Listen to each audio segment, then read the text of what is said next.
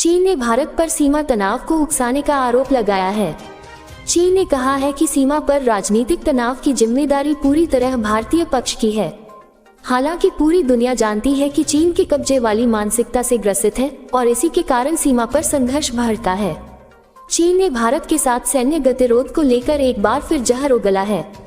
2020 से ही people's liberation army और भारतीय सेना के बीच सैन्य गतिरोध जारी है। इस बीच चीन ने विवादित सीमा पर तनाव भड़काने के लिए भारत को दोषी ठहराया है। चीन के रक्षा मंत्रालय के प्रवक्ता कर्नल वू कियान ने गुरुवार को बीजिंग में एक संवाददाता सम्मेलन में सीनाजोरी दिखाते हुए आरोप लगाया कि line of actual control LAC पर राजनीतिक तनाव की जिम्मेदारी पूरी तरह से भारतीय पक्ष की है।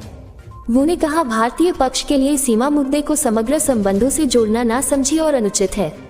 ये दृष्टिकोण दोनों देशों के साझा हितों के खिलाफ है। उन्होंने कहा, हमें उम्मीद है कि भारतीय पक्ष चीनी पक्ष के साथ एक ही लक्ष्य की दिशा में काम कर सकता है, रणनीतिक आपसी विश्वास को बढ़ा सकता है, मतभेदों को ठीक से संभाल सकता है और सीमावर्ती क्षेत्रों में शांति की रक्षा कर सकता है। चीन ने लद्दाख से सटी अपनी अग्रिम सीमा चौकियों पर बड़ी संख्या में सैनिकों को तैनात किया है। ये सैनिक भारी हथियारों और साजो सामान के साथ डटे हुए हैं। अभी कुछ दिन पहले ही खुलासा हुआ था कि 2020 के संघर्ष के बाद भी LAC पर भारत और चीनी सैनिकों के बीच कई बार भिड़ंत हो चुकी है। भारत ने इस दौरान चीनी सैनिकों की पिटाई करने वाले अपने वीर जवानों को पुरस्कारों से भी नवाजा है।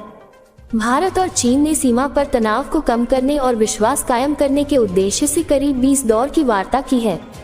इस वार्ता के कारण दोनों देशों ने कम से कम 4 फ्लैश प्वाइंट से अपनी सेनाओं को हटा दिया है। लेकिन अब भी सीमा पर कई जगह भारतीय और चीनी सैनिक आमने सामने तैनात हैं। भारत ने दो टूक कहा है कि सीमा पर तनाव को कम किए बिना आपसी विश्वास कायम नहीं हो सकता है। गुरुवार को कम्युनिस्ट पार्टी के संपर्क प्रमुख लियू जियानचाओ ने बीजिंग में भारत के राजदूत प्रदीप कुमार रावत से मुलाकात की। उनके चीन के नए विदेश मंत्री बनने की संभावना है। लियू ने दोनों पक्षों से एक दूसरे की मुख्य चिंताओं को दूर करने का आग्रह किया और मतभेदों पर सहयोग और सह अस्तित्व के महत्व पर जोर दिया।